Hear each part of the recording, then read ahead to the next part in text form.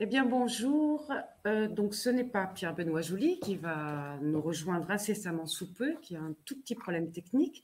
Donc, j'ai la lourde charge de commencer sans lui, mais il va nous rejoindre, j'en suis sûre. Donc, voici le troisième webinaire dans le cadre du cinquantenaire du Centre INRAE Toulouse. Vous vous souvenez que les deux premiers, c'était les sciences animales, puis les sciences végétales. Et là, nous voici aujourd'hui avec une thématique qui est également très forte pour le Centre INRAE Toulouse, mais pas seulement, sur les liens alimentation et santé. Et ce qu'on peut dire, c'est que quand on retrace l'émergence et l'évolution de cette thématique alimentation-santé, c'est un petit peu comme si on auscultait les enjeux de santé publique au fil du temps. Et puis, c'est comme si on prenait également le pouls des préoccupations des mangeurs, et ça, on le verra assez longuement, y compris, évidemment, en ces temps de crise sanitaire qui bousculent nos relations avec l'alimentation. Donc, nous avons deux intervenants majeurs de cette thématique à Toulouse. Je commence par les femmes.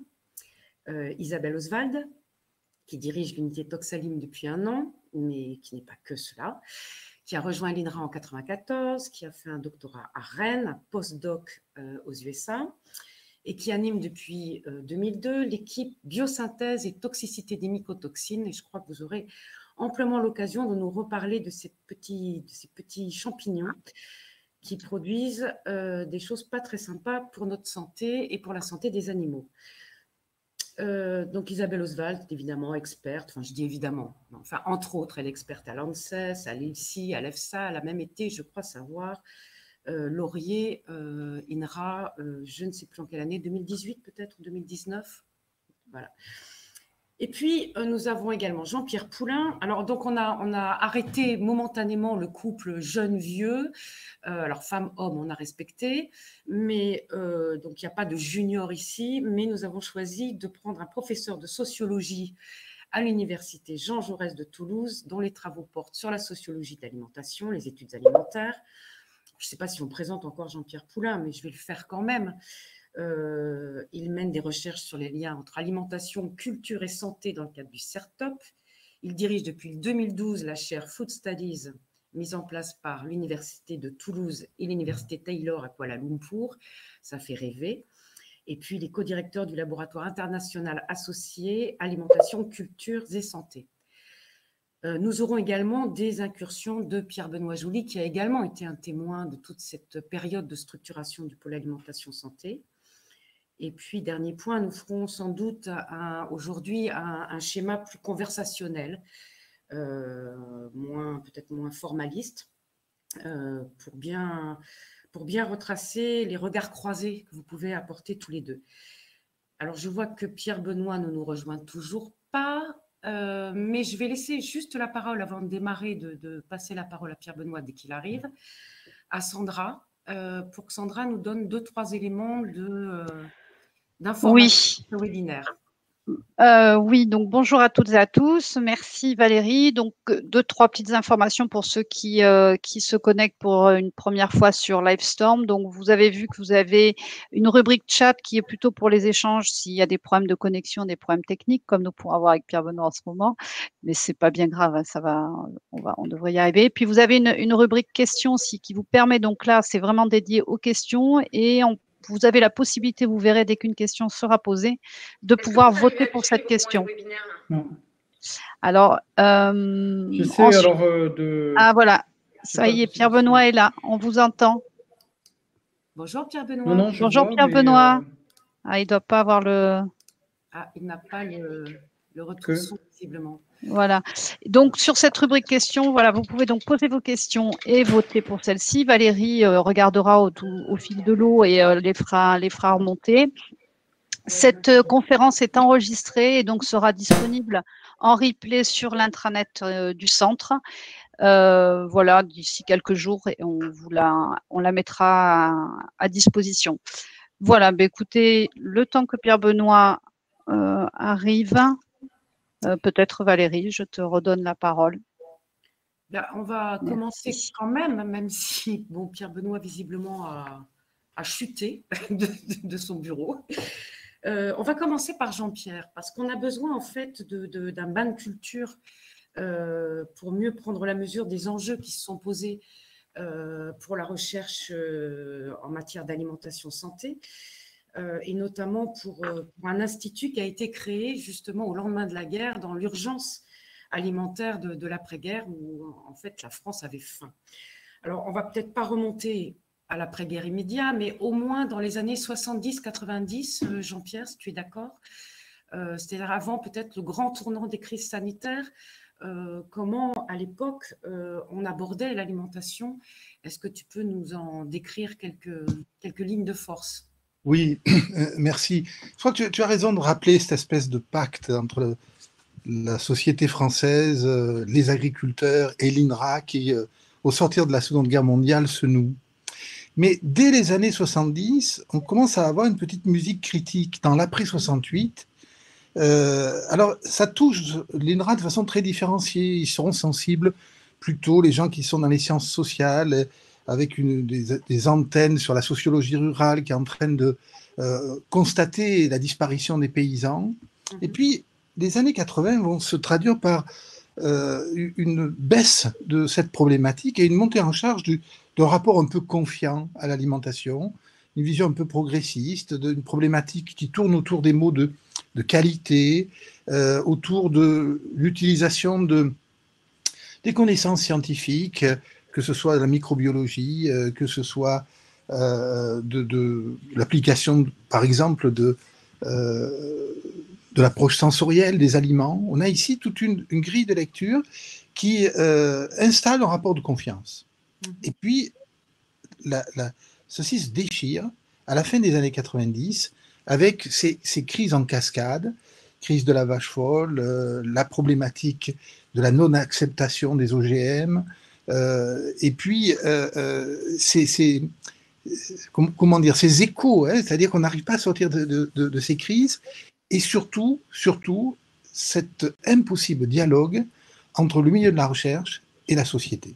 Et là, c'est une expérience absolument décisive qui va être, et qui ne touche pas que l'INRA, mais qui va toucher l'INRA de façon importante, qui est effectivement, alors même qu'un certain nombre de chercheurs brillants sont engagés dans des recherches et des compétitions internationales sur des questions d'application des biotechnologies, par exemple, à l'alimentation, voilà que, je vais utiliser un mot un peu dur, ces imbéciles de consommateurs comprennent rien à ces enjeux qui sont des enjeux de leadership scientifique, qui sont des enjeux parce qu'on voit bien toutes les applications possibles qu'il va y avoir. Et quand on entend ces consommateurs traîner des pieds, on se dit mais quel archaïsme, quelle difficulté. Là, tout le monde dit allez au boulot, il va falloir discuter un peu avec tout ce beau monde, les convaincre. Et le dialogue est extrêmement compliqué. On a tous des souvenirs de ces salles avec la moitié des colos un peu militants et le chercheur qui débarque et qui cherche à expliquer. Et là, au bout de 3 minutes, on dit hop, on arrête. Hein. On ne vous demande pas de nous faire un cours. Et donc, se met en place un dialogue. Et alors là, on rentre dans une phase où va y avoir un apprentissage qui est absolument étonnant et vraiment intéressant du point de vue d'un sociologue comme moi qui est à la fois un peu extérieur, mais qui a participé à un certain nombre d'événements de cette époque, de voir comment il va y avoir une vraie mutation du monde de la recherche, avec un apprentissage qui est long, mais qui est réel, d'une mise en dialogue avec la société, avec les enjeux qui traversent la société. Donc on peut dire qu'il y a un avant vache folle et un après vache folle. Voilà un peu le contexte, hein, un peu général. Est-ce qu'on peut rajouter quand même, excuse-moi de te couper, hein, mais qu'il y avait donc une approche très très rationnelle de l'alimentation, hein, c'est-à-dire qu'en gros les consommateurs qui refusaient certaines biotechnologies appliquées à l'alimentation étaient traités d'ignorants, d'irrationnels. Enfin, je me souviens de grandes batailles de sociologues qui disaient mais non, il n'y a pas d'irrationalité, ou du moins il y a plusieurs formes de rationalité. Et puis c'était aussi une époque où on parlait beaucoup de l'alimentation plaisir. Et qui petit à petit, cet aspect de l'alimentation plaisir s'est un peu érodé pour aller vers l'alimentation santé. Je me trompe ou pas, Jean-Pierre? Alors, ce qui est sûr, c'est que c'est une époque où les enjeux de l'alimentation, je vais dire les enjeux sociaux, les enjeux culturels, au sens où, à travers nos manières de manger, mais aussi la manière de produire les aliments, la manière de les transformer, la manière de les cuisiner, la manière de les partager. Et c'est en fin de compte, on fait société. Et on fait société pas de la même façon d'un pays à l'autre. Et donc, il y a des éléments d'affirmation. Dès qu'on touche un peu tout ça, eh bien, en réalité, c'est comme un éléphant dans un magasin de porcelaine.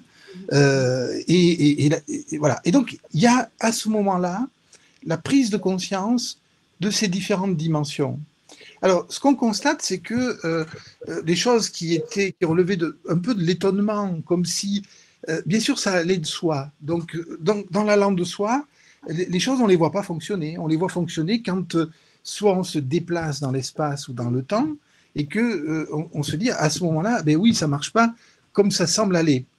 Et donc, on va avoir des choses qui vont être sur le devant de la scène et puis qui petit à petit vont disparaître. C'est-à-dire que la question du plaisir, elle va être montée en charge à partir des années 2000, un peu comme une signature culturelle, hein, comme une sorte de contrepoint en disant oui, la nourriture, elle doit être saine, la nourriture, elle doit nous apporter les nutriments nécessaires, mais en fin de compte, tout ça, ça va de soi. La nourriture, c'est bien autre chose. Si je vous invite à la maison, c'est pas seulement pour manger des bons aliments qui vont être sûrs et vous n'allez pas tomber malade. Je vous invite pour bien autre chose, pour un événement social qui va être organisé autour de l'alimentation. Donc ça, cet élément-là, c'est la première partie. La deuxième partie, on va dire que c'est une politisation de l'alimentation.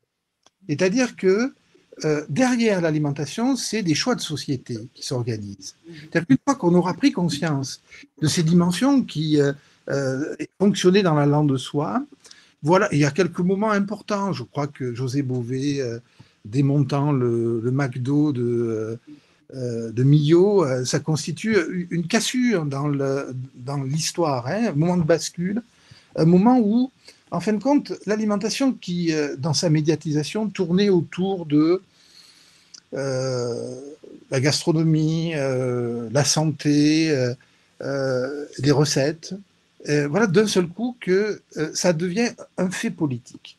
A-t-on le droit de laisser à quelques entreprises transnationales le droit de breveter le vivant?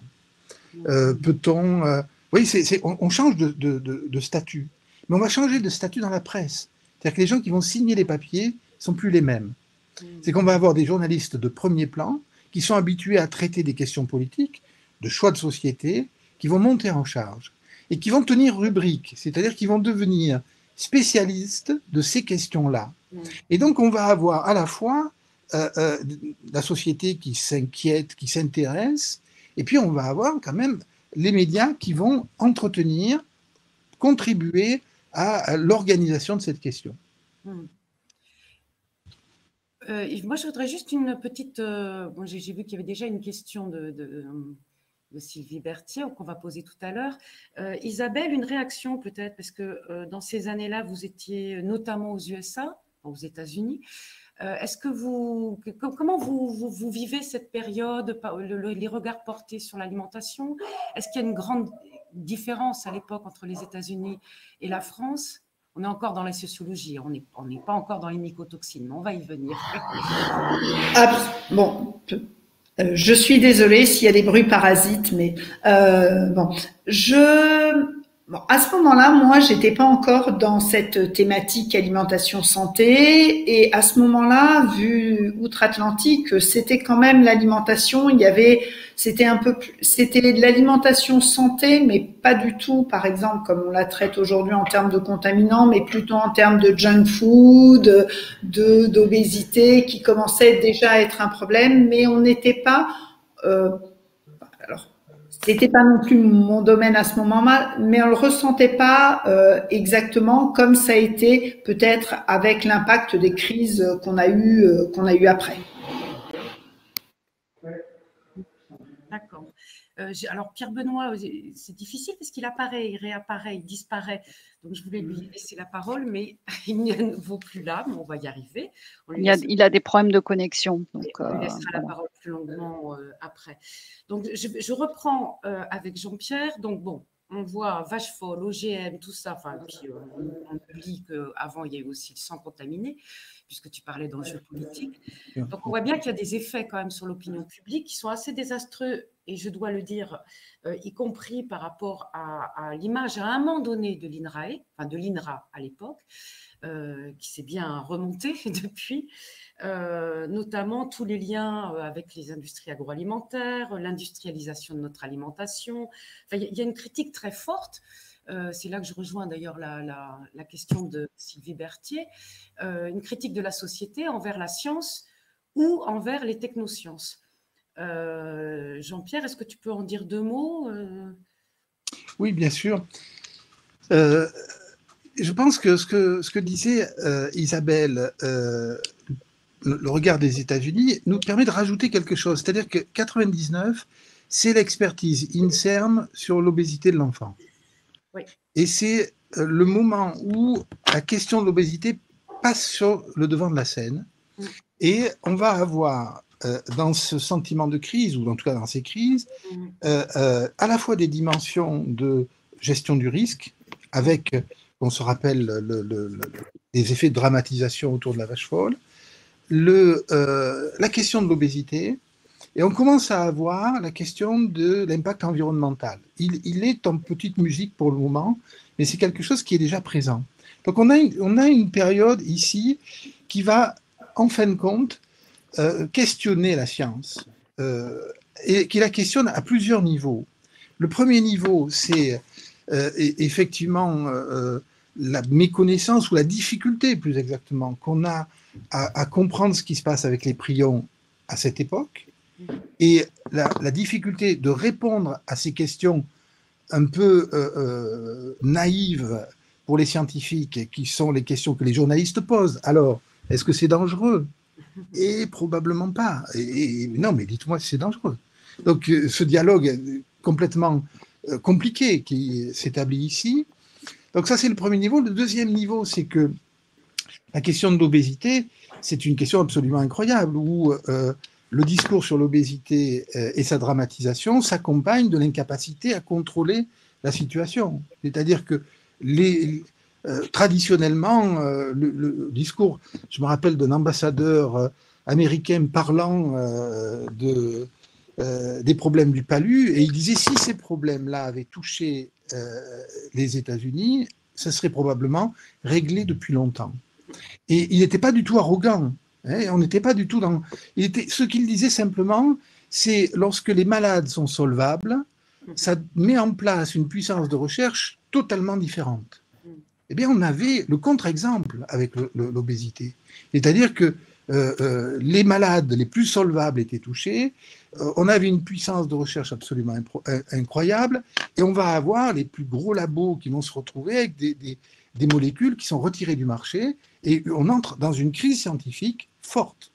Et puis commence à se dessiner un certain nombre d'effets négatifs, notamment potentiellement sur le climat, d'un certain nombre de choix technologiques utilisant les progrès scientifiques dans la production alimentaire.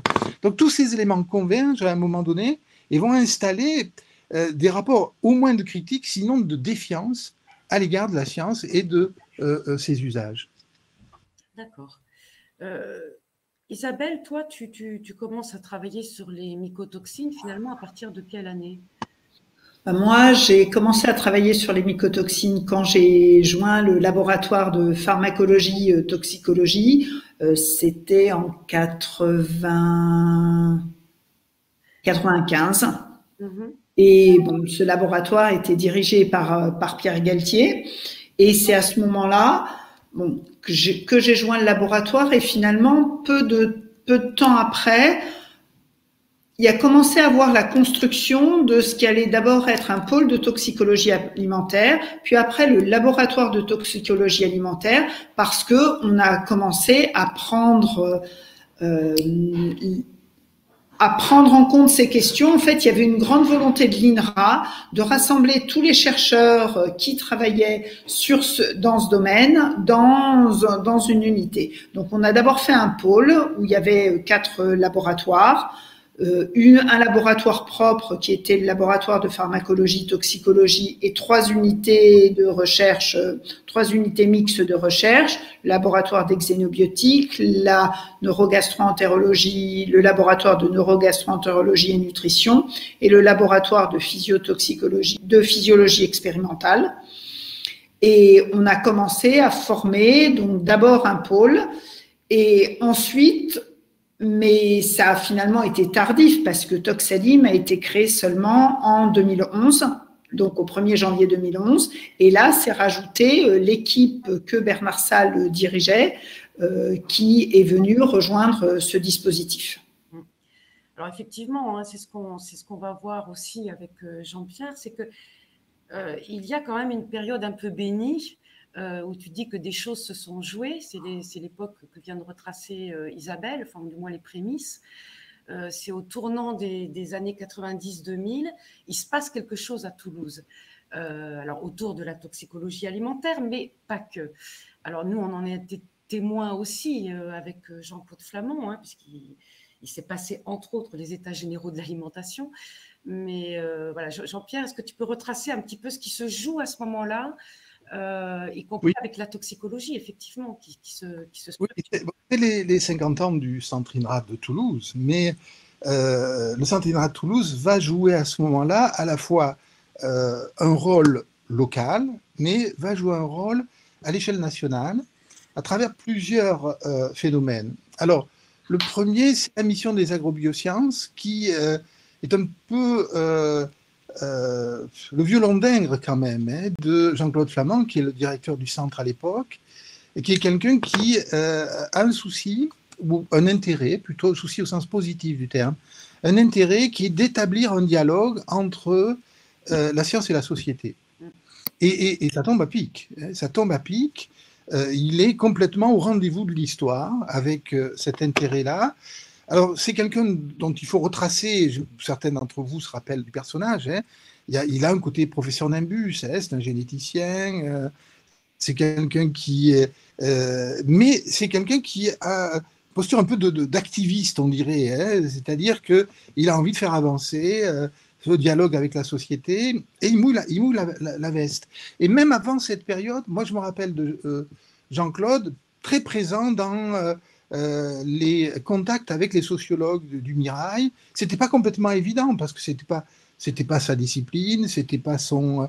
Mais je crois que l'intérêt n'est pas un intérêt opportuniste. C'est quelque chose qui s'inscrit dans une carrière et à un moment donné, la prise de conscience avec le rôle qui est le sien, que le dialogue avec la société, c'est pas simplement un supplément d'âme, que c'est quelque chose qui s'inscrit dans la mission du chercheur. Donc à partir de là, c'est vrai qu'il va autour de lui mettre en place un certain nombre de personnes. Donc tu en fais partie, Jean-Claude. Il y avait Pierre Bonson, Gérard. Oui, regarde. Georges. Alors, voilà. Pierre Galtier, je m'en souviens, hein, Max Lafontan, Jean Daïdé, il y avait une poignée comme ça d'hommes qui étaient de la même envergure, on va dire. Alors c'est vrai qu'il va s'entourer. Il va s'entourer d'abord d'une garde rapprochée. Et puis, il va effectivement mettre en place une sorte de conseil scientifique ou de conseil avec les... et ça va avoir plusieurs effets. En fin de compte, on va avoir un effet national, c'est-à-dire que vous allez réussir à convaincre quelqu'un qui, à cette époque, n'a pas encore un rôle à l'INRA vraiment important. Il s'agit de Marion Guilloux, qui est à la DGAL au ministère de l'Agriculture, et vous allez réussir à la convaincre de mettre en place un dispositif de dialogue qui va devenir les États généraux. Alors, du ministère de l'Agriculture, ça va devenir interministériel avec le ministère de la Santé, le ministère de l'Économie et des Finances, et dans les mains, le pilotage va passer au Premier ministre, et on va avoir, à l'issue des États généraux, je ne rappelle pas les événements, mais il y a quand même quelque chose d'important qui va se jouer. La clôture à Paris en décembre 2000, le Premier ministre de l'époque, c'est Lionel Jospin, annonce la mise en place du plan national nutrition santé et annonce en même temps le fait que les associations de consommateurs vont pouvoir faire des saisines de l'AFSA Et donc, il s'inscrit à la fois dans une montée en charge de la responsabilité scientifique de l'État sur l'alimentation des populations. Alors, ça ne va pas être sans mal, hein, il va y avoir un certain nombre de critiques et de débats autour de ça. Et de l'autre côté, un pas vers une démocratie participative plus importante, puisque l'AFSA ne sera pas seulement au service de l'administration, mais pourra être appelé à expertiser du fait des associations de consommateurs. Alors ça, c'est un premier élément, mais très vite, la connexion va se faire avec le Conseil national de l'alimentation, où là, toute une réflexion se met en place sur les méthodologies du débat public, et là, l'actuel directeur du centre INRA va jouer un rôle important, et va se retrouver dans cet univers-là, Pierre-Benoît Joly, et il y a toute une réflexion sur les débats publics, et Pierre-Benoît, qui est engagé dans ce travail depuis quelque temps, va montrer qu'en fin de compte, quasiment 8 sur 10 débats organisés à l'époque le sont sur des questions qui touchent l'alimentation.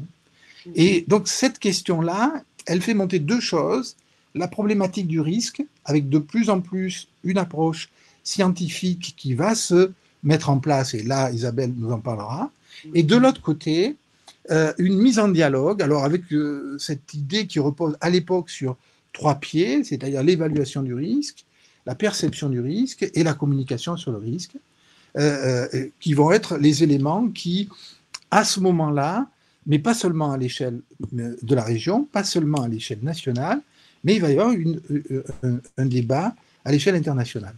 Rajoutons à ça que des acteurs locaux, alors il s'agit du conseil régional, vont à travers un salon et autour duquel il va y avoir des conférences, un espace de réflexion. Je me rappelle le premier salon, il y a justement Marion Guilloux, il y a des gens de l'INRA qui travaillent sur la vache folle.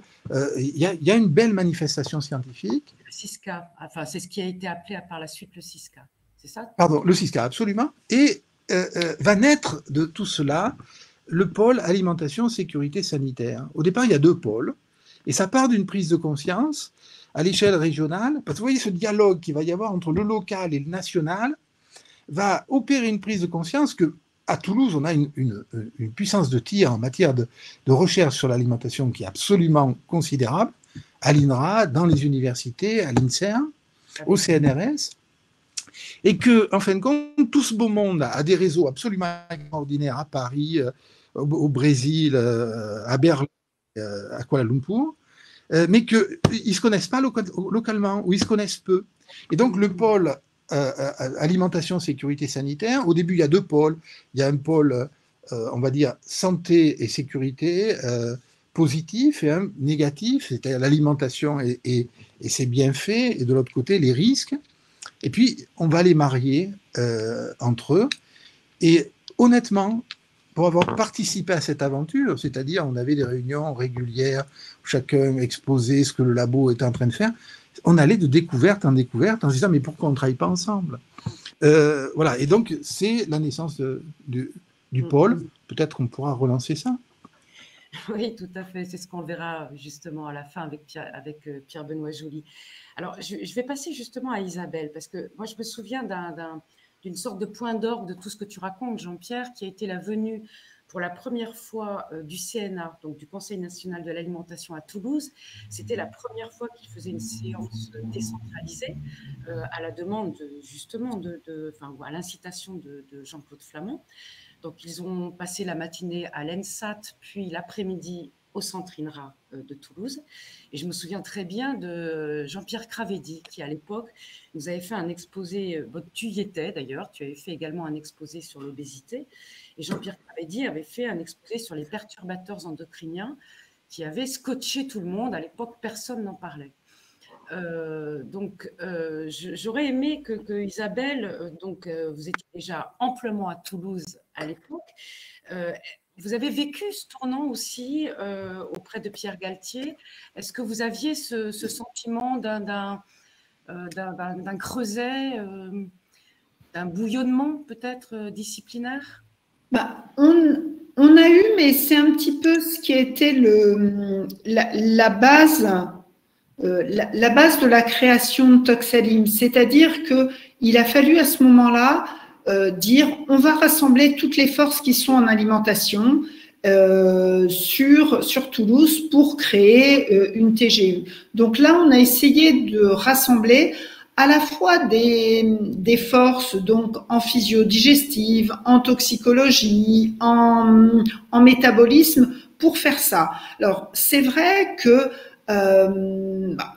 d'un autre côté, à ce moment-là, alors bon, moi j'étais encore dans mon labo, je veux dire à la paillasse, on le sentait un peu moins, mais on sentait que c'était une très grande demande de la société, et c'est vraiment vers là-dessus que tout le monde s'est tourné, et on a eu, je veux dire, c'était aussi une chance pour Toxalim que ce soit une grande demande, ce qui fait que ça nous a fédérés. Il y avait des financements qui ont été qui étaient disponibles. Bon, il a fallu, on a tous été les chercher un par un, mais ça a été quelque chose qui a permis la cohésion et la création de Toxalim à ce moment-là. Alors, Pierre Benoît est parmi nous, donc avant qu'il redisparaisse, je vais lui tendre la perche, puisque Jean-Pierre, je ne sais pas si tu as pu entendre nos débats, mais Jean-Pierre a évoqué ta participation active dans ces années-là, hein, donc première décennie du XXIe siècle. Comment tu as vécu, toi, ce moment-là, justement? Est-ce que tu pourrais compléter, si jamais tu as entendu Alors, est-ce que vous m'entendez? Oui, très bien. Ah, c'est super. Oui, c'est Ça super. marche? Oui, ça marche. Très bien. Bon, je suis vraiment désolé, hein, bon, mais c'est pas le sujet. Il se trouve que je pense que Jean-Pierre, Valérie et moi, nous nous sommes rencontrés à l'occasion des États généraux de l'alimentation, et donc de l'opération magnifiquement menée par la mission AgroBioSciences, qui étaient les pré-forums. Et bon, voilà, donc nous, avec ma collègue Claire Maris, on était plutôt du côté de l'évaluation. En fait, nous, ce qui nous intéressait, c'était pas tant l'alimentation que la redéfinition en fait des changements dans les relations sciences-société plus généralement. Voilà. Donc du coup, ça a été un moment de foisonnement extrêmement important, hein, et effectivement, c'était très intéressant, je pense, de différents points de vue, hein. C'est quand même l'époque où pour la première fois dans son histoire, le président de l'INRA, donc Bertrand Hervieux, a eu une formation de sociologue. Hein, donc, c'est dire en fait que quand on est dans une période très turbulente de perte de repères ou de sentiments de perte de repères ou de changement vraiment qualitatif de paradigme, en fait, on essaie effectivement de voir comment les sciences sociales peuvent nous aider. Donc, du coup, c'est quelque chose qui a été très intéressant. Je trouve, enfin, j'ai écouté un peu ce que disait Jean-Pierre. C'est un moment où on pense beaucoup aussi démocratie alimentaire. Et dans le prolongement de toute la réflexion sur la démocratie sanitaire post-SIDA. Et donc, toute une dimension, en fait, et je crois que vous disiez, hein, c'est que le consommateur citoyen redevient un acteur à part entière et pas simplement un porte-monnaie. Et donc, ça va avec effectivement des questions de goût, de préférence, des préoccupations de santé. Mais ça devient un acteur, enfin, on lui reconnaît des droits politiques sur l'alimentation. Enfin, il y a toute la question de l'information aux citoyens, toute la question de la participation dans des débats à des choix. Donc, je trouve que c'est une période de très, très grande ouverture, en fait, et avec la création des agences également, hein, qui est quelque chose qui est vraiment très important avec la loi de sécurité sanitaire de 1998 et la création des ancêtres de l'ANSES. Donc, effectivement, je pense que c'est quelque chose qui marque en profondeur l'INRAE, enfin l'INRA à l'époque, mais pas que. Donc, je ne sais pas ce que vous vous êtes dit, mais effectivement, pour moi, ça a été une période très, très importante de foisonnement, très intéressant. Et c'est vrai que enfin, j'entendais ce que disait Jean-Pierre sur les rencontres à Toulouse que j'ai pas vécues, et donc la nécessité, enfin la prise de conscience de tout ce qui se fait et qui n'est pas connecté. J'ai l'impression que depuis, effectivement, d'une certaine façon, le soufflet est retombé. On est tous à nouveau dans nos propres sillons ou silos, ce qui est assez normal parce qu'effectivement, le travail une hyper spécialisation, mais en tout cas, ce que lançait Jean-Pierre tout à l'heure, l'idée que peut-être il faut, sur ces thématiques, voir comment on peut réfléchir à des formes de coopération dans la recherche, dans l'enseignement, dans les relations avec les acteurs.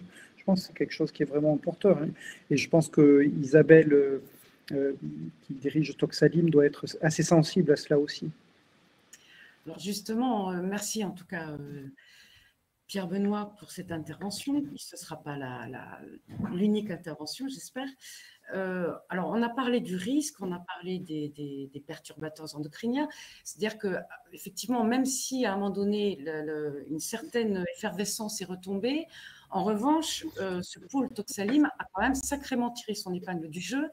Alors là, chacun a repris un peu son bâton, hein, c'est-à-dire que d'un côté, les sciences humaines, avec Jean-Pierre, bon, ils ont tiré aussi largement leur épingle du jeu, je crois. Ils ont fait du chemin. Et puis du côté de Toxalim, donc il y a eu la grande affaire des perturbateurs endocriniens, il y a aussi les grandes heures du bisphénol A, et puis les mycotoxines, un enjeu majeur. Donc là, on va faire une petite focale quand même sur la sécurité sanitaire des aliments, qui est toujours un enjeu essentiel. Moi, j'aimerais bien que tu nous parles un petit peu des enjeux actuels des travaux de ton équipe et les tiens, et puis peut-être des questions qui se posent à vous aujourd'hui, dans le présent et pour le proche avenir. Donc, oui, nous, on est sur les questions de santé aliments, vraiment focalisés sur la sécurité sanitaire. Donc, c'est un petit bout de cette vaste question. Et bon, et aujourd'hui, je pense que ce qu'on essaye de faire, donc, c'est de comprendre quelles sont la toxicité des contaminants alimentaires au sens très large. Et en fait, là-dessus, Toxalim s'intéresse à pas mal de contaminants alimentaires. Bon, on travaille sur les intrants agricoles, les pesticides, les mycotoxines, t'en as parlé, les micrades d'emballage, les perturbateurs endocriniens, les additifs, et j'en oublie. Et donc, l'idée, c'est vraiment de voir les effets à long terme de faibles doses de ces contaminants et souvent en mélange. Et tu me disais quels sont les enjeux et les challenges aujourd'hui. Moi, j'en ai relevé 5.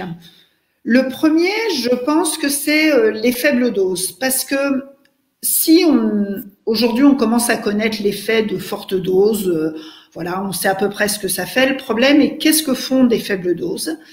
Et ça, on connaît beaucoup moins, et des faibles doses pendant toute une longue période.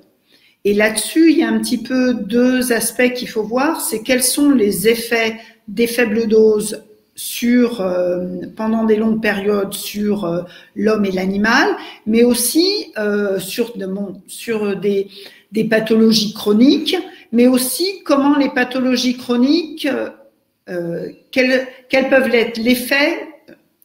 Je me suis mal exprimée. Comment les contaminants peuvent induire des pathologies chroniques, mais aussi quand on a des pathologies chroniques, comment est-ce que les contaminants peuvent, par exemple, les aggraver, voilà. Ça, c'est un enjeu.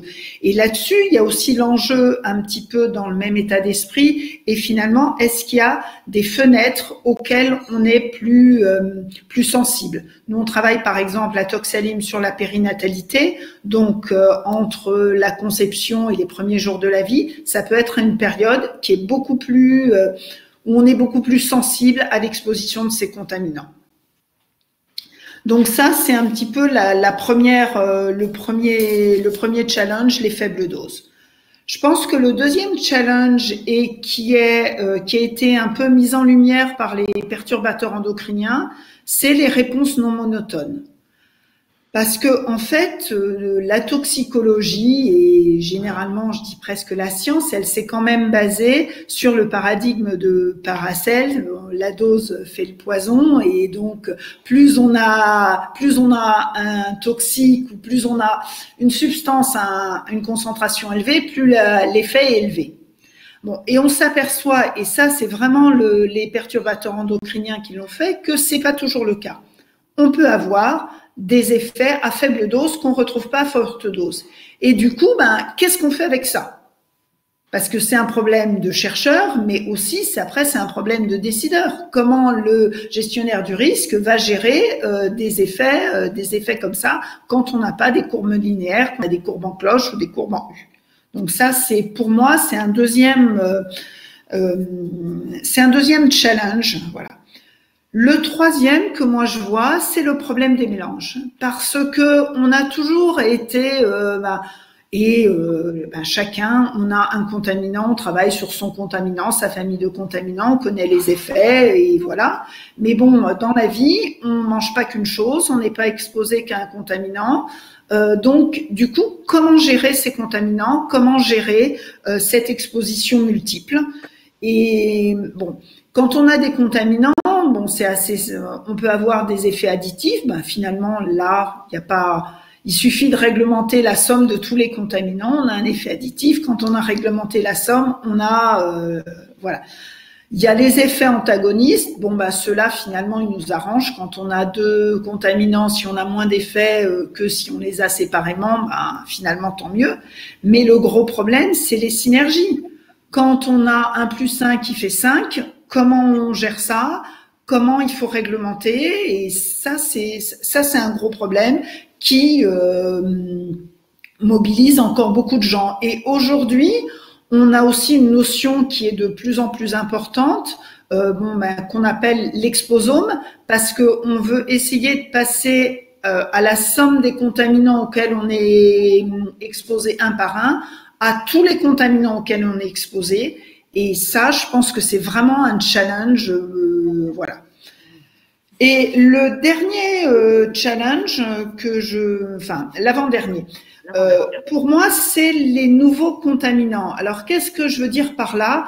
Tout à l'heure, tu en as parlé, et moi, les gens savent que je travaille sur les mycotoxines. Les mycotoxines, c'est vieux comme le monde. Les moisissures, il y en a depuis très longtemps.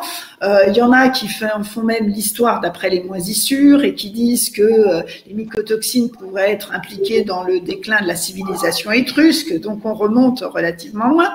Mais il y a des contaminants qui sont beaucoup plus récents. Il y a déjà les pesticides qui ont été faits quand on a voulu au niveau de l'agriculture, mais il y en a d'encore plus récents. Aujourd'hui, on parle beaucoup de micro et de nanoplastiques. C'est des choses dont on ne parlait pas il y a une dizaine d'années.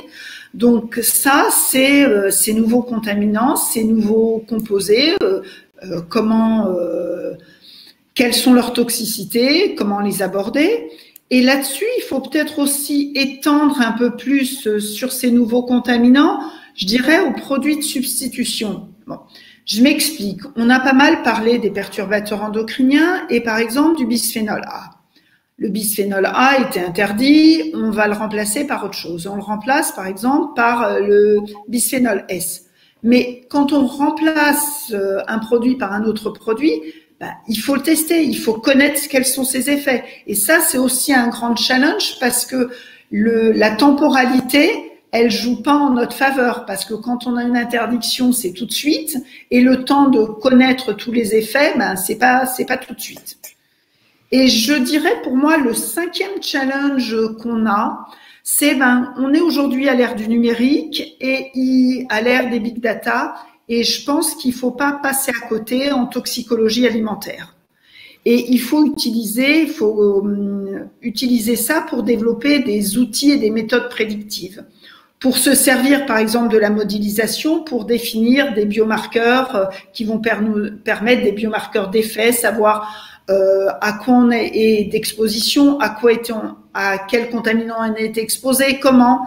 Il faut aussi se servir de tout ça, par exemple, pour utiliser le data mining, pour comprendre et caractériser les nouveaux contaminants, parce qu'on va peut-être pas être capable de tester tous les contaminants.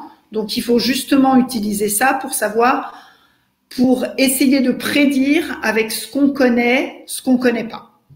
Donc, pour moi, c'est vraiment les challenges qui sont aujourd'hui. Bon, ce qu'on essaye de faire, on remplit un petit peu toutes ces cases à Toxaline, mais il y a encore du boulot. Je t'en rajoute un dernier. Ouais. Une autre question qui vient de nous arriver.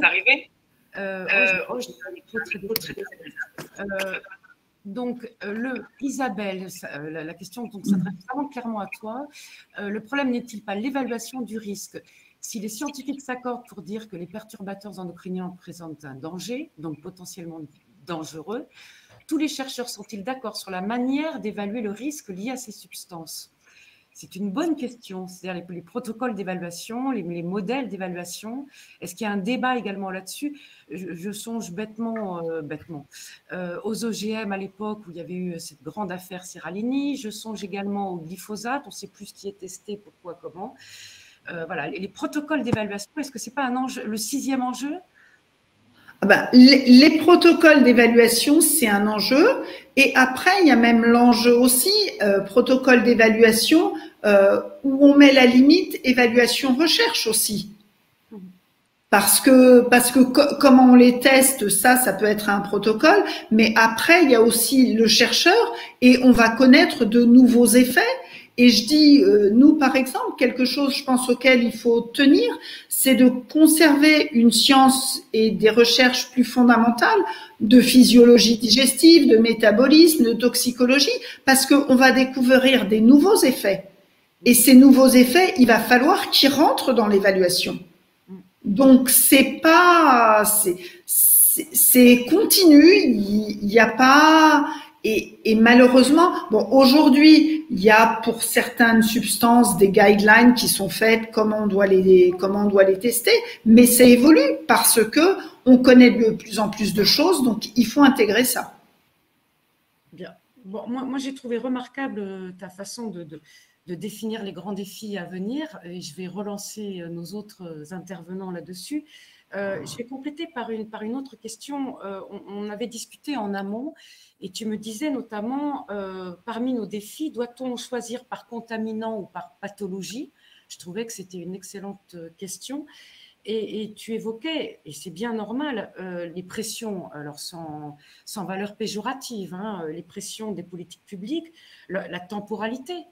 Aussi entre la décision politique et puis l'urgence de la décision et puis la temporalité de la recherche, celle des médias. Donc je vais mettre tout ça sur la table et voir avec Jean-Pierre et Pierre-Benoît s'ils ont quelque chose à en dire ou pas, d'ailleurs. Alors, petit retour un tout petit peu à l'histoire, hein, quand on a été, vous savez, de ces débats qui ont eu lieu à Toulouse, mais aussi à Paris, bien évidemment, la notion de lanceur d'alerte est sortie de cette période. Je me rappelle de Didier Torny, qui à l'époque était à l'INRA, de Francis Chateau-Renaud, qui vont contribuer à faire avancer cette idée-là. Et je voudrais dire deux mots, parce que quand on n'est pas au cœur de ces questions, très souvent la traduction anglaise de ce type qui souffle dans le sifflet perturbe considérablement la compréhension du concept. Donc je vais prendre 2 minutes. Un lanceur d'alerte, c'est pas quelqu'un qui est l'arbitre de touche du match de foot. Parce que dans un match de foot, tout le monde connaît les règles, et le gars, il est là pour faire appliquer les règles que tout le monde connaît, alors qu'un lanceur d'alerte, c'est pas tout à fait ça. Un lanceur d'alerte, c'est quelqu'un qui a un pied suffisamment dans la question pour la comprendre, mais qui a un pied en dehors de cette question, et il est capable de saisir des enjeux que l'on ne voit pas trop lorsqu'on est à l'intérieur du dispositif scientifique. Alors, on ne voit pas trop, soit parce que le cadre conceptuel fait qu'ils apparaissent comme hors champ, et donc on a du mal à les saisir, soit que par des logiques d'intérêt. Et les logiques d'intérêt, ce n'est pas seulement des gros sous qui arrivent de l'industrie. Les logiques d'intérêt, c'est aussi des intérêts cognitifs, c'est-à-dire des alliances de compréhension des questions et des alliances scientifiques. font que les lanceurs d'alerte, c'est des gens qui donc, ont cette capacité. Attention, on n'est pas un lanceur d'alerte qui veut. Hein, c'est-à-dire, la définition, elle est complexe à manœuvrer. Mais je voulais marquer la différence qu'il y a entre le gars qui siffle, hein, et où on rentre dans l'ordre moral et dans l'ordre du non-respect des règles. C'est plus compliqué que cette question. Donc voilà, ce préalable nous permet de venir. Il faut absolument que les scientifiques avancent de plus en plus dans l'évaluation, et les 10 minutes qu'on vient de passer sont tout à fait enthousiasmantes pour voir avec quelle finesse les choses avancent dans l'évaluation du risque. De la même façon, de l'autre côté, eh bien, les citoyens regardent ça avec des manières qui sont un peu différentes et pour lesquelles il faut faire un effort de compréhension. Et on peut dire qu'il y a deux pôles. Il y a un premier pôle qui est issu des travaux dans le sillage de Slovic, c'est-à-dire de tous ces gens qui vont travailler sur la perception du risque en essayant d'identifier des biais cognitifs ou des biais de compréhension, voire des biais d'éducation, voire des biais de culture. Alors, je ne mets pas ça à la poubelle, hein. C'est des travaux très intéressants, mais ils ont un problème particulier. C'est qu'ils ont tendance à invalider la raison du consommateur. C'est-à-dire à dire, ben, ils ne comprennent pas très très bien. Vous voyez, quand... voilà. Or, le danger, chaque fois qu'on met les pieds là-dedans, c'est qu'on est tous les profanes du milieu où on n'est pas expert.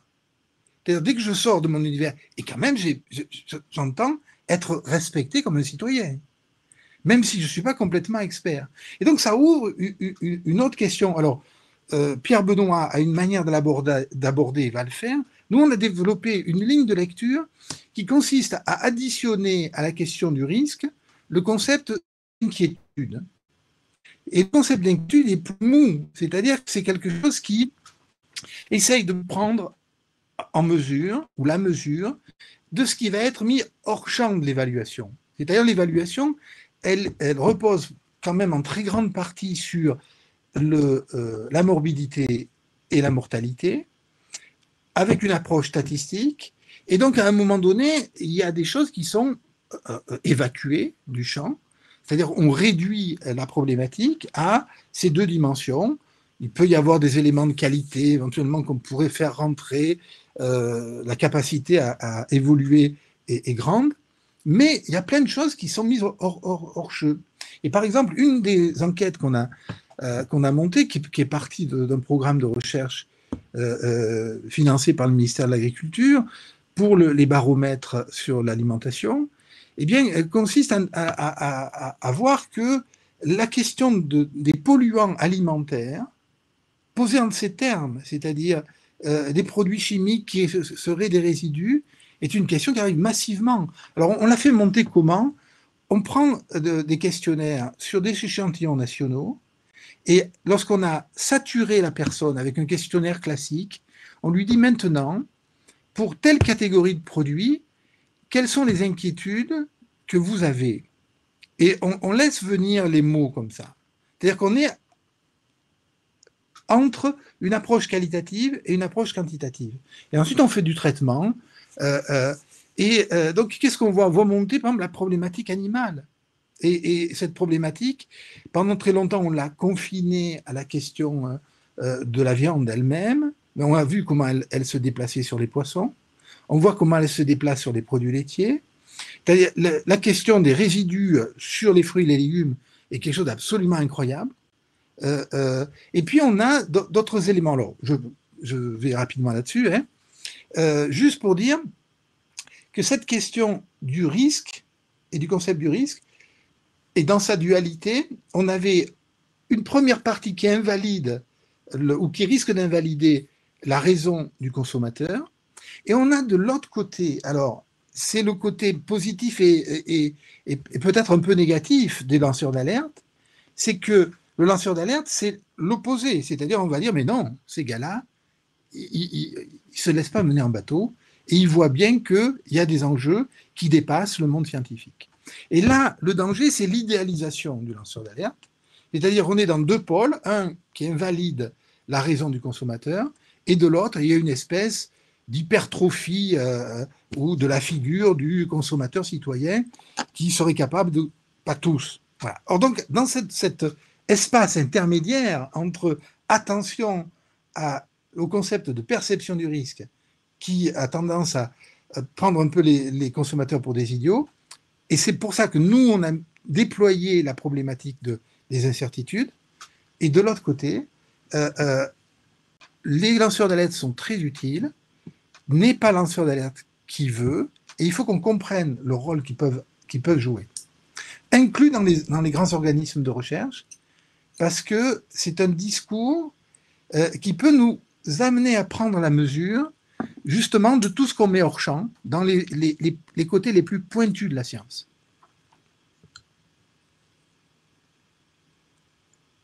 Alors, c'est passionnant. Enfin, moi, je trouve que ce dialogue est passionnant.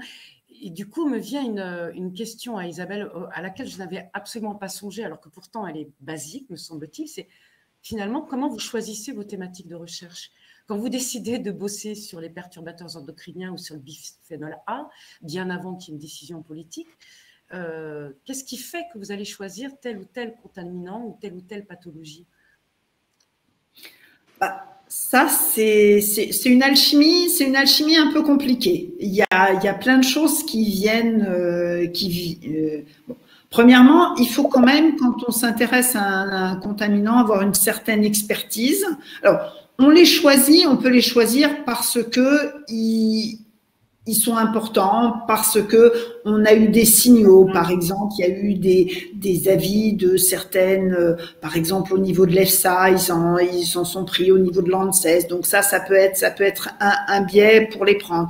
Ça peut être un autre biais parce que l'inverse, on connaît ces contaminants, on sait qu'ils ont vraiment des effets et qu'il faut continuer à décrire ces effets.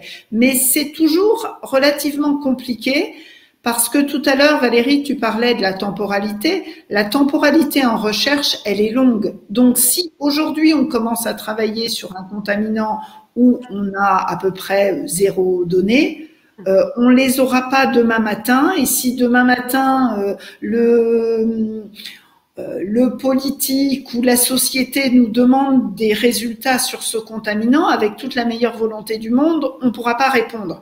Donc il faut anticiper suffisamment pour essayer de répondre à la bonne question. Et on y arrive, mais on ne gagne pas à tous les coups non plus. D'accord, merci. Pierre-Benoît, est-ce que tu veux rajouter quelque chose à ces analyses? Moi, je veux bien rebondir sur la question sur le risque. En fait, quelque chose qu'il faut bien comprendre, c'est qu'il y a 2 domaines. Par exemple, si on prend la toxicologie, il y a de la toxicologie qu'Isabelle qualifierait de fondamentale, la recherche en toxicologie, et puis il y a la toxicologie réglementaire. Et donc, ce qui compte pour l'évaluation des risques, c'est la toxicologie réglementaire, qui n'est pas forcément à la frontière des connaissances. D'ailleurs, il faut des connaissances assez stabilisées.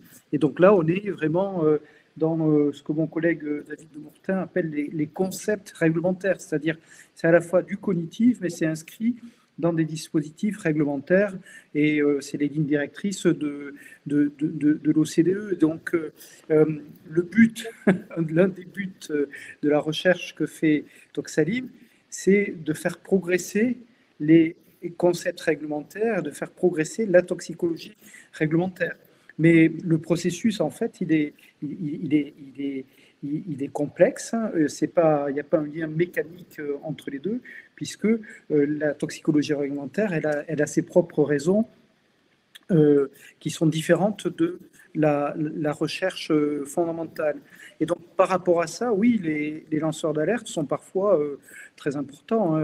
Celui qui a beaucoup parlé des perturbateurs endocriniens, c'est Psycholéa quand il était à l'IRSN ou à l'INERIS. Celui qui a le plus fait parler, en fait, des tests toxicologie sur les OGM, c'est Ralini, on s'en souvient. Alors, avec son expérience sur les rats, et qui a posé beaucoup de de questions. Alors, bon, je ne vais pas revenir sur l'expérience elle-même, mais on voit effectivement qu'il a lancé un défi à la communauté scientifique et ça permet de faire évoluer parce que de toute façon, on sait que les normes réglementaires, ce sont des normes qui ont une validité qui est limitée. Donc, il y a un délai de validité qui est fait pour être limité. Et l'un des buts de la recherche, c'est de faire évoluer effectivement ces choses-là. Et donc, du coup, moi, je dirais la recherche à Toxalim ou ailleurs, enfin, tu as posé, Valérie, la question des temporalités, qui est une question essentielle, et on a toujours l'impression que le politique, le social est en avance sur la recherche. En fait, quand on regarde Toxalim, en fait, les sujets qu'ils ont sortis sur bisphénol, sur E171, sur charcuterie, en fait, ils sont plutôt en avance de phase. Et avec un court-circuit en fait sur le politique, hein, et donc et avec certains députés locaux qui font que on a eu des transitions dans le droit et trop vite aux yeux de certains. Voilà, donc du coup, on voit, enfin, c'est tout l'intérêt, mais il ne faut pas avoir l'impression que la recherche, elle est toujours derrière, toujours derrière le politique, en fait. Bon, et si on prend l'exemple bien connu du climat, la communauté scientifique s'est comportée dans son ensemble comme des lanceurs d'alerte. Donc, il y a des sujets entiers, et les perturbateurs endocriniens, ça vient en grande partie, effectivement, des communautés de recherche. Et donc, une des caractéristiques enfin, vous voyez un peu la complexité des relations entre la recherche, la réglementation, ce qui est autre chose. Donc, le boulot qui se fait à l'ANSES d'évaluation des risques est tout à fait différent du boulot qui se fait à Toxalim. Et puis, le politique, et évidemment, tout ça sur la scène médiatique, parce que c'est des sujets qui, et ça, Sandra Fuentes le sait, enfin, je dirais la moitié des thèmes médiatiques sur le centre de Toulouse, enfin, c'est vraiment à la louche, mais c'est Toxalim, quoi. Et encore oui, je confirme. Parce que Sandra freine et elle essaie d'éclairer autre chose. Voilà, mais voilà, donc c'est une situation qui est assez particulière. Il faudrait, enfin, je pense que cet échange montre mieux que n'importe quel texte qu'une approche systémique est quand même interdisciplinaire, quoi, est quand même hyper intéressante pour aborder ce complexe objet qu'est l'alimentation. Et alors, bon, merci de tout cœur à Sylvie Berthier, là, qui pose une 4e question qui me semble très, très pertinente. Sylvie faisait partie, évidemment, de l'organisation des États généraux de l'alimentation. Sylvie dit « La crise sanitaire actuelle ne va-t-elle pas faire basculer la représentation du risque ou la nature des inquiétudes des consommateurs, notamment dans son rapport alimentation-santé, vers une alimentation immunisante ?» Je vous laisse cette question en pâture. Alors, l'alimentation immunisante, je ne sais pas si Toxalim se prépare à enfourcher ce nouveau destrier, mais en tout cas, la représentation du risque et les inquiétudes, je ne doute pas que vous ayez envie de répondre. Pierre-Benoît, Jean-Pierre, même Isabelle d'ailleurs. Qui s'empare de cette question ? Jean-Pierre, ce serait bien que tu rallumes. Voilà. Oui, je veux bien démarrer. Donc, la méthodologie dont je parlais tout à l'heure a été utilisée 3 fois et elle vient d'être réutilisée par le CREDOC au moment… Centre d'analyse des comportements consommateurs. Hein. Voilà, en pleine crise, en plein confinement, le premier confinement. Et il n'y a pas de grosses différences visibles. Donc, peut-être c'est trop tôt. En tout cas, nos outils ne permettent pas de répondre à la question de Sylvie. Tant pis, Sylvie. Pierre-Benoît ? Non, mais peut-être, moi, j'aimerais bien entendre Isabelle sur la question alimentation-immunité, parce que je pense qu'il y a un vrai sujet, c'est vraiment elle qui doit répondre là-dessus. Après, je pourrais rebondir sur la question des inquiétudes, mais il me semble que le sujet alimentation-immunité est un vrai sujet. Alors, nous, on travaille un peu peu là-dessus. C'est vrai qu'on essaye de faire deux choses. La première, c'est de voir l'effet des contaminants, voilà, et après de voir comment on peut pallier aux effets de ces contaminants. Bon, je prendrais par exemple dans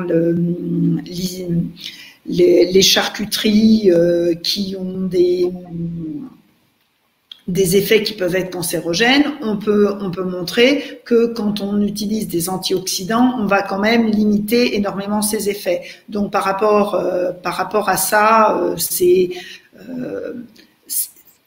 c'est un peu ça. Mais on n'a pas été dans l'alimentation pour augmenter la santé, l'alimentation comme vecteur d'immunisation, ça peut être fait. Et bon, il y a des travaux qui sont faits par rapport à des pathogènes, mais pas forcément à Toxalim, où la vaccination peut être apportée via d'autres voies, donc par rapport à ça. Mais c'est pas non plus le cœur de notre activité.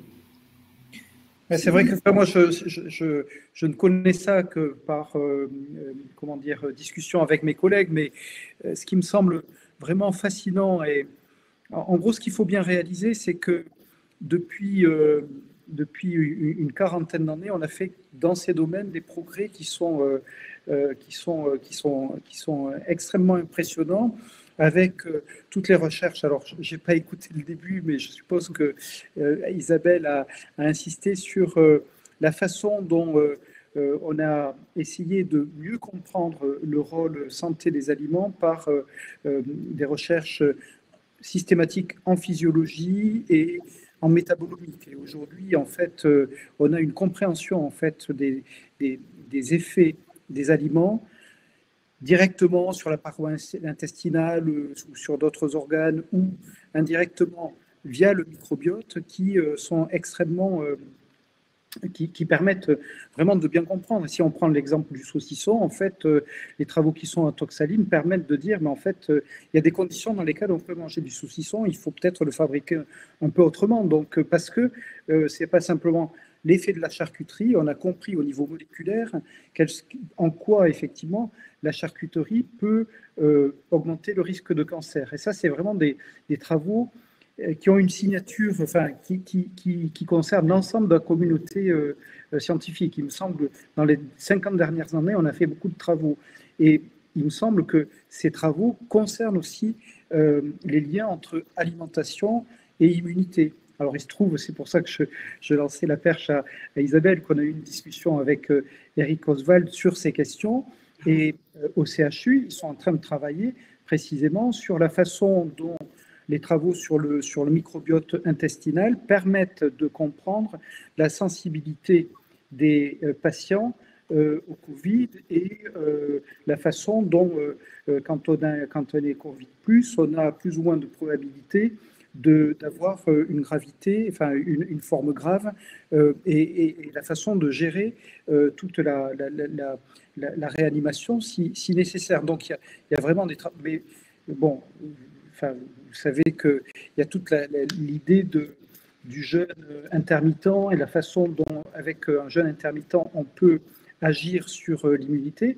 Donc, il y a vraiment beaucoup de travaux dans ce domaine. Donc, et là, alors, ce que je ne sais pas par rapport à la question de Sylvie, c'est si la crise Covid va donner plus de science à ces recherches ou non. Ça, c'est difficile. Mais ce qui me semble vraiment intéressant, c'est cette plus grande connaissance et cette complexification, mais avec une meilleure connaissance des liens entre l'alimentation et le bien-être en général, hein, pour ne pas rabattre sur une conception étroite de la santé. Isabelle, tu veux revenir un petit peu ou compléter éventuellement? Non, je n'ai pas. D'accord. Moi, il y a une autre question qui semble revenir quand même, qu'on a abordée au tout début en quelques mots, et qui semble revenir un petit peu à la faveur, entre guillemets, de la crise sanitaire. C'est la question de l'obésité. Alors, je sais qu'on s'éloigne un peu des mycotoxines, mais là, on voit bien que l'obésité est un des facteurs aggravants des pathologies coronaviriennes, je ne sais pas comment on dit. Enfin, les cas graves de jeunes atteints de coronavirus sont souvent des gens en surpoids sévère. est-ce que l'obésité est à nouveau étudiée? Est-ce qu'il y a des choses qui ont avancé depuis le temps où, depuis les années 90 où on travaillait là-dessus? Est-ce qu'aujourd'hui, il y aurait une autre approche possible? C'est à Jean-Pierre que je m'adresse, qui a l'air fort circonspect. Je pense qu'on est un peu le dos au mur quand même là. Et c'est des questions dont le lien entre l'augmentation du risque et l'état d'obésité est clair. Mais au-delà de ça, ça donne matière à réfléchir et matière à recherche. Mais bien malin qui a des explications toutes construites là. Je pense que la situation, elle nous bouscule de façon importante. Alors, elles éclairent l'obésité comme un facteur de risque supplémentaire, c'est-à-dire que les risques cardiovasculaires, les risques de cancer étaient des choses qui étaient très documentées et sur lesquelles il y avait une réflexion en place. La réflexion sur le Covid, elle démarre, donc on ne sait pas encore. Je crois qu'il faut accepter l'idée que le temps de la recherche est nécessaire. Mais ce n'était pas tant sur le lien entre obésité et pathologie liée au coronavirus, c'était est-ce qu'on a de nouvelles approches pour aborder ce phénomène d'obésité, ou est-ce qu'on est toujours sur les mêmes approches? Non. Ok, question sans. D'accord. Non, je faut bien qu'on ouvre cette question. Je n'ai pas le sentiment qu'il y ait beaucoup de choses très nouvelles.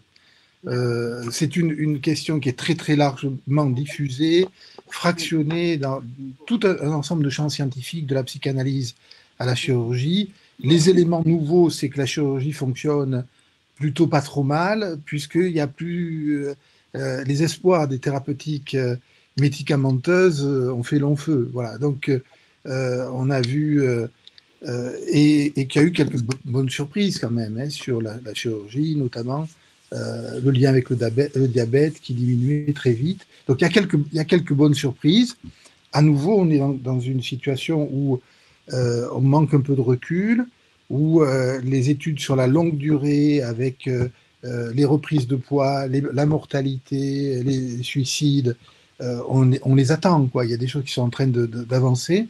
Donc pour faire un vrai bilan de ça, il va falloir encore un peu de temps. Ok, merci. Alors, il nous reste quelques minutes encore. Isabelle, moi j'ai une question qui est liée à ce qu'a dit Sandra et à ce qu'ont dit Pierre-Benoît et Sandra, qui ont dit, voilà, la bonne partie des questions qui nous sont adressées, y compris par les médias, etc., c'est autour de l'alimentation et des recherches et des travaux, des publications de Toxalim. Alors, j'ai une question moins scientifique, mais est-ce que vous êtes préparé, entre guillemets, à ce lien, à cette interface avec la société, avec les médias? Parce que vous êtes effectivement en première ligne. Enfin, moi, je me souviens quand il était question du bisphénol A, il y avait des interviews partout de Jean-Pierre Cravedi. Bon, je pense que tout ce qui était effet cocktail, perturbateur endocrinien, etc. Est-ce qu'il y a quelque chose voilà, est-ce qu'il y a... Alors, juste avant de prendre ta question, je voudrais revenir là sur l'obésité. Bon, nous, on s'est aperçu et il y a de plus en plus de travaux dans ce sens-là, qui montrent que certains contaminants peuvent favoriser l'obésité, que le microbiote est pas le même et peut avoir une influence sur l'obésité, voilà. Mais bon, ça, c'est juste pour terminer la question d'avant. Pour la question des médias, alors je dirais, en tant que chercheur, on n'est pas plus préparé, je veux dire, ça fait pas partie forcément de la formation du chercheur. Par contre, je pense que c'est aussi notre devoir, parce qu'on peut pas être chercheur dans notre coin, tout seul, on fait nos recherches et puis après, les gens, ils se débrouillent. Alors, je pense que voilà, c'est notre devoir et on a toujours répondu aux médias. On a aussi la chance d'avoir toute la section communication du centre qui nous aide à répondre, et on a aussi toujours trouvé finalement sur le labo des gens qui avaient relativement cette appétence pour aller répondre aux médias. Voilà. Alors par contre, je pense que quand on fait ça, il faut aussi faire attention et ce que nous fait remarquer très souvent Sandra, c'est que on est chercheur, mais on est aussi citoyen. Et on a nos opinions de citoyens et on a nos résultats de chercheurs. Et il faut essayer à ce moment-là de rester dans notre position de chercheur et donc de communiquer sur les résultats qu'on a eus, sur ce qu'on a trouvé et pas sur notre sentiment de citoyen, parce que par rapport à notre sentiment de citoyen, on n'a pas plus de légitimité que quelqu'un d'autre. Mais c'est pas forcément toujours aisé à faire. Oui, tout à fait. Certains ne font pas trop la distinction, mais ils ne sont pas à l'INRA, évidemment. Une question qui complète un petit peu ce que tu as dit sur le microbiote. Avez-vous, donc c'est une question de Solange Cassette, avez-vous des remontées d'informations des gastro-entérologues, par exemple, sur la montée et la fréquence des maladies digestives peut-être liées aux contaminants dans l'alimentation? Est-ce que vous travaillez avec les gastro-entérologues? Alors, oui, on travaille avec les gastro-entérologues. Oui, on a des informations sur pas que la fréquence des maladies digestives, certains contaminants qui vont avoir des effets sur des pathologies digestives. Alors après, on est aussi toujours, et il faut faire attention, on est toujours dans ce contexte recherche. Donc, passer des résultats obtenus dans un domaine de recherche, et en général, on travaille sur des animaux modèles, donc un travail sur animaux modèles à cible, qu'elle soit animale ou humaine, il y a déjà un passage. Donc, voilà. Mais oui, c'est des sujets qui nous préoccupent. Voilà. Merci. Vas-y, Jean-Pierre. Oui, je voulais dire peut-être sur l'obésité, il y a 2-3 pistes de recherche qui sont prometteuses. Par exemple, la piste de l'épigénétique et obésité peut se révéler prometteuse. Mais aujourd'hui, on en est réduit à dire que c'est probablement intéressant. Voilà. Et qu'on attend que les choses se mettent en place et que ça va prendre encore un petit peu de temps. Ok. Merci Jean-Pierre. Alors, bon, moi je vais laisser les mots de la fin à Pierre Benoît et puis évidemment à Sandra. Je voudrais juste dire, pour lancer comme une piste exprès provocatrice, n'est-ce pas Pierre Benoît, on a le sentiment là que dans cette histoire, pour reprendre un petit peu tout le fil de ce qu'on a dit, il y a eu donc cette effervescence, ce bouillonnement, et puis quand en cours de route, on a eu une structuration de pôles exemplaires, mais qui ont refait chacun leur chemin singulier. Donc d'un côté, le pôle sciences humaines et sociales de l'alimentation avec Jean-Pierre, qui a vraiment creusé son sillon, y compris jusqu'en Malaisie, et qui était au Collège de France récemment, bravo Jean-Pierre.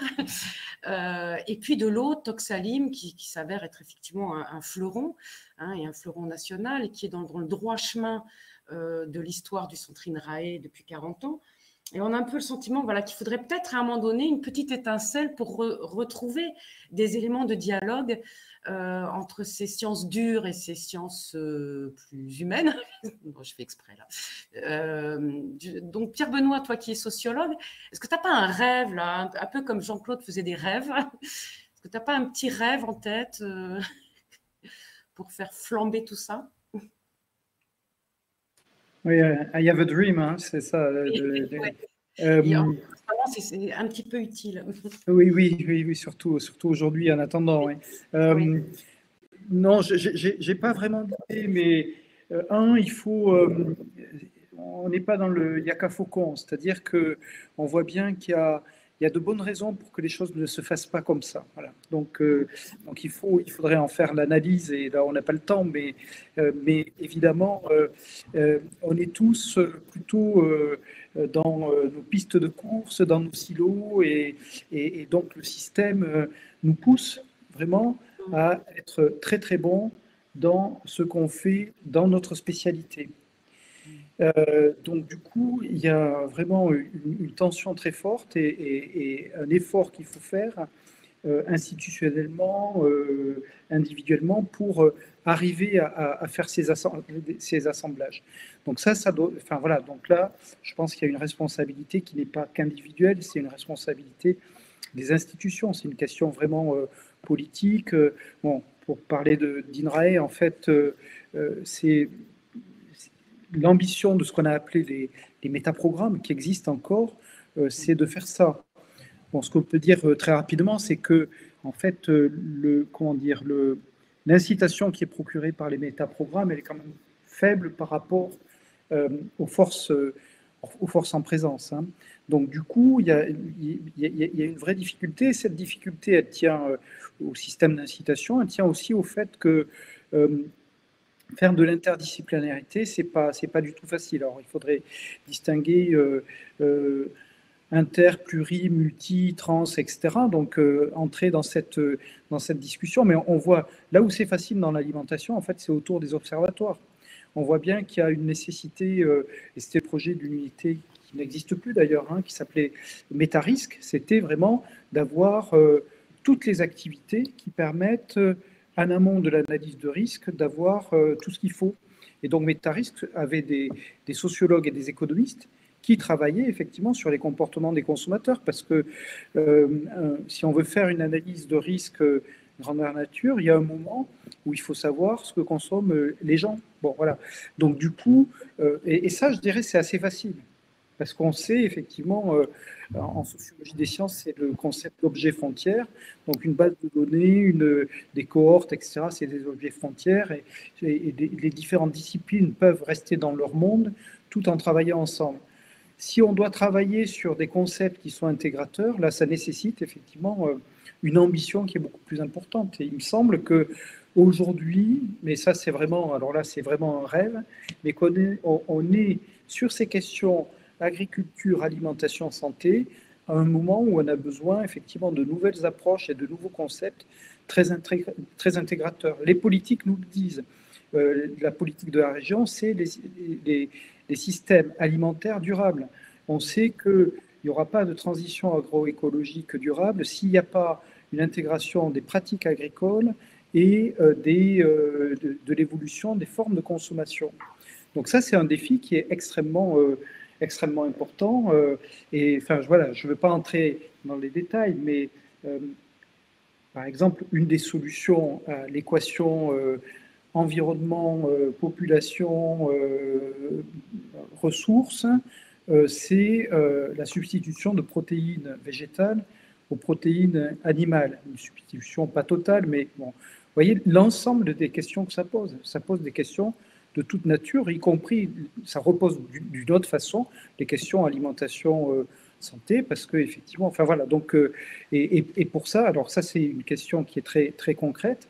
Donc, on voit que les questions qui sont posées évoluent. En parallèle, on a une évolution extrêmement importante en biologie, et le Toxalim en est une bonne illustration. C'est en fait tout ce qui concerne le big data, quoi, enfin, avec ce qui nous a permis de connaître le microbiote, les différents microbiotes, et d'avoir une représentation de ce que nous sommes qui est complètement différente. Enfin, je veux dire, on a donc un organe qui est un nouvel organe qui a plus de cellules que tous les autres organes et qui a sûrement une influence très très importante sur notre santé, nos modes de vie, etc. Donc là, il y a une dynamique propre aux sciences biologiques qui est assez fascinante, qui est exigeante pour les labos parce que ça nécessite de faire des investissements qui sont importants, etc.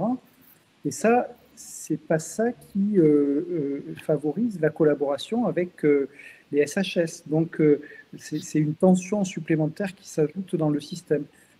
Pourtant, et moi je vois pas en fait sur le plan épistémologique et sur le plan instrumental en fait qu'est-ce qui, en dehors en fait de ce que j'ai décrit comme les objets frontières, là on peut avoir pas mal d'idées, mais de ce qui pourrait nous aider à aller vers mon rêve. Donc le chantier, enfin pour moi c'est un chantier qui doit être ouvert.